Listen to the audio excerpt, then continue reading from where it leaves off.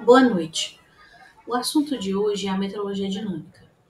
Eu sou professora de Meteorologia Dinâmica 2 na graduação da Universidade Federal de Campina Grande, de Meteorologia Dinâmica Avançada na pós-graduação. E eu gostaria de começar abordando a seguinte questão: como estudar meteorologia dinâmica? Por que isso? Porque ao longo do tempo eu tenho observado nos alunos muitos sentimentos negativos com relação a esse estudo. Sentimentos como culpa, frustração, medo, até raiva. E eu acredito que, possivelmente, o principal motivo para esses sentimentos tão negativos é o fato de que a metodologia dinâmica usa um arcabouço aí bem grande de conceitos matemáticos como sua linguagem. Ela usa o cálculo vetorial tanto nas superfícies planas, nos espaços planos, quanto nas variedades diferenciáveis, como as superfícies de pressão, né? Equações diferenciais parciais e acopladas, e de uma maneira mais fundamental utiliza o tempo inteiro campos de vetores, campos escalares. Então, muitas vezes os alunos trazem lacunas, inseguranças com relação a esse arcabouço de conceitos matemáticos. E aí o estudo da metodologia dinâmica se torna um constante confronto com essas sensações desagradáveis de não ter compreendido, de ter alguma coisa sido deixada para trás, enfim.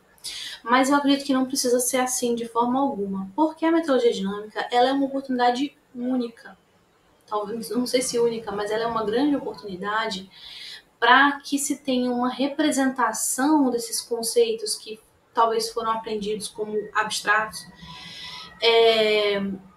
uma representação deles que se pode associar com a nossa experiência sensorial, até tátil e cotidiana. Então, ela oferece essa possibilidade de entender de uma forma muito mais tangível esses conceitos matemáticos.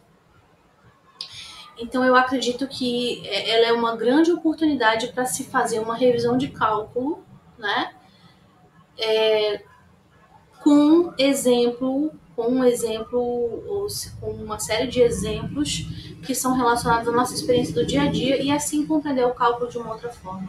E assim a revisão de cálculo também, por sua vez, sem dúvida vai ajudar a compreensão da metodologia dinâmica. Então eu acho que, ou seja, não é uma ocasião para se sentar e chorar, e sim para rever tudo que ficou para trás e superar, né?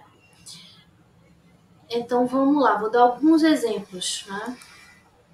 Os campos de vetores que a gente aprende em álgebra linear, a gente aprende em geometria analítica na graduação, e muitas vezes também nem aprende diretamente sobre os campos de vetores em espaços não planos, mas ou talvez só em cálculo vetorial.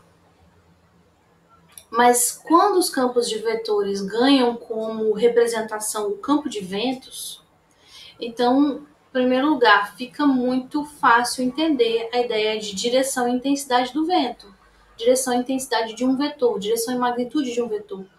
Porque a gente sente direção, sentido do vento, a gente sente intensidade do vento na pele, no cabelo, na roupa, a gente vê nas plantas, o movimento que causa nas plantas, a gente vê na chuva, né? Quando, dependendo da direção da chuva, eu posso abrir a janela de casa quando está chovendo ou não, porque a água pode entrar ou não. Isso depende do vento. A gente percebe isso na areia, na praia, nas ondas, né? Então, enfim, depois de você pensar em vento, o campo de vetor se torna algo tangível. Outro exemplo, o operador rotacional, né? Que é uma medida, de certa forma, uma medida do giro que existe num campo de vetores. Então, como entender isso, o giro de um campo de vetores? Mas quando a gente pensa novamente no vento, tem os redemoinhos, as trombas d'água, os furacões, os tornados. Não só isso, né, mas na navegação aérea, as correntes, a direção, o giro das correntes de vento, enfim, afetam a navegação aérea. O cisalhamento do vento, que contém giro, né? Então, primeiro, o cisalhamento do vento em si. A gente observa isso. Quando o vento está forte, mesmo o vento estando forte, se você se pega uma parede, né, mesmo que a parede seja paralela ao vento, você fica abrigado. Porque a condição de não deslizamento que se aplica para vento, obviamente tem um limite de intensidade, mas se aplica para vento razoavelmente forte, ela obriga que haja cisalhamento do vento sempre que há uma superfície sólida e, porque o vento ali é nulo, então ele vai ter que ir do zero até o valor finito que seja intenso a uma pequena distância da parede. Então você sente isso, você sente que quando você chega perto da parede o vento cessa, né? E uma consequência desse cisalhamento, eu não sei se todo mundo já viu esse tipo de simulação na internet, mas atrás, quando tem um vento forte atrás de um obstáculo, atrás de um prédio, por exemplo, formam-se redemoinhos. Então isso é uma evidência de que o cisalhamento tem vorticidade, que às vezes os alunos, em primeiro momento, não compreendem, né? Mas se você lembrando da observação que a gente faz diariamente na natureza, a gente percebe isso. Também no fluxo de um rio, porque um campo de ventos pode ser o campo de velocidade da água.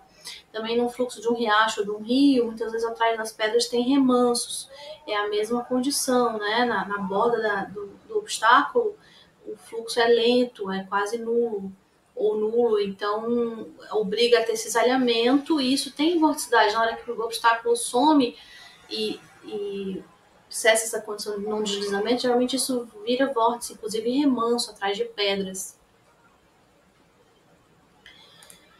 Divergência, né? No contexto da equação da quantidade de massa, essa ideia de divergência, que para um estudante de cálculo pode soar um pouco abstrata, né?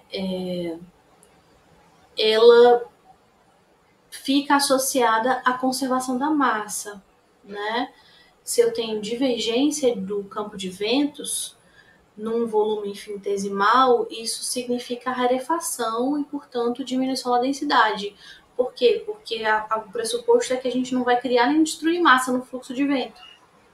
Então, se ocorre convergência, porque está concentrando massa e aumento de densidade, está entrando mais vento do que sai do volume infinitesimal. Se existe divergência, porque sai mais vento do que entra daquele volume infinitesimal, portanto, tem que rarefazer ali dentro, né? Tem que ocorrer diminuição da densidade.